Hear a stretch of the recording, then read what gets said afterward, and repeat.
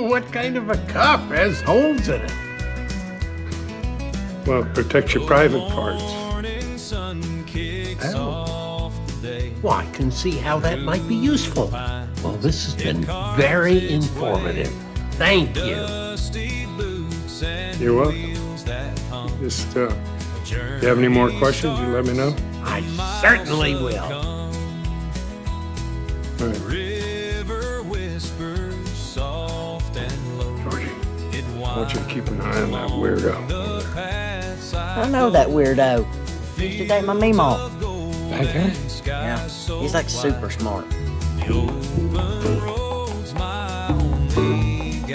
I'm not sure I believe you. Hey, Dr. Sturgis. Hello! Wait. Uh-oh.